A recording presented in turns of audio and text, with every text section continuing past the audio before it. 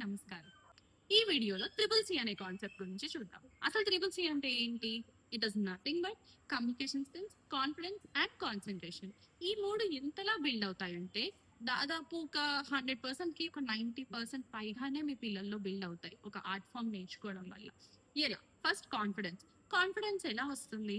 పిల్లలకి కాన్ఫిడెన్స్, అసలు కాన్ఫిడెంట్ గా ఉన్నారు మీ పిల్లలు అనే డిఫరెన్సియేషన్ మీకు ఎలా తెలుస్తుంది వాళ్ళు ఆర్ట్ ఫామ్ లో జాయిన్ అయ్యాక, డాన్స్ లో జాయిన్ అయ్యాక అని అంటే వాళ్ళు మాట్లాడగలుగుతారు. ఒకరితో ధైర్యంగా ముందుకొచ్చి కమ్యూనికేట్ చేయగలుగుతారు.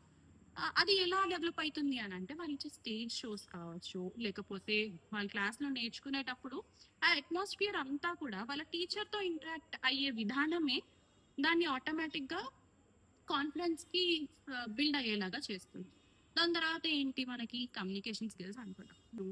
డాన్స్ అంటే ఏంటి? It is nothing but story telling in the form of, అంటే మనం డాన్స్ చేస్తూ ఒక కథని చెప్పడం, అందంగా చెప్పడం, మన మూవ్‌మెంట్స్ తో చెప్పడం.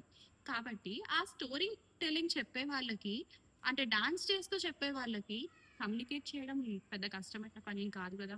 అట్లానే కాన్సంట్రేషన్ డెవలప్ అవుతుంది. కాన్సంట్రేషన్ చాలా బిల్డ్ అవుతుంది. ఎందుకంటే ఒకళ్ళు ఒక ఇండివిడ్యువల్ డాన్స్ చేస్తున్నారంటే ఫ్రమ్ హెడ్ టు టో వరకు ప్రతిదీ అలైన్ చేయాలి.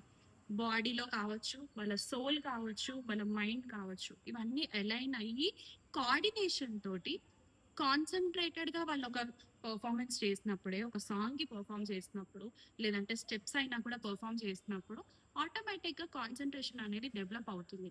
ఇవాళ రేపు ఉన్న జనరేషన్ లో ఈ త్రిబుల్ సి అనే కాన్సెప్ట్ చాలా ఇంపార్టెంట్. కాన్ఫిడెంట్ గా ఉంటే మీ లైఫ్ లో ముందుకి డెఫినెట్ గా వెళ్తారు. ఎక్కడైనా ధైర్యంగా ఫేస్ చేసే క్యాపబిలిటీ మీ పిల్లల్లో వస్తుంది. కమ్యూనికేషన్ స్కిల్స్ ఉంటే ఆబ్వియస్లీ ఇప్పుడు మనకు కావాల్సిందంతా కూడా కమ్యూనికేషన్ స్కిల్స్. మీరు కార్పొరేట్ లో తీసుకున్నా, ఇంకేదైనా ఫీల్డ్ లో తీసుకున్నా కూడా. తర్వాత కాన్సంట్రేషన్. ఒక పని చేయాలంటే కాన్సంట్రేషన్ ఖచ్చితంగా ఉండాల్సిందే కదా!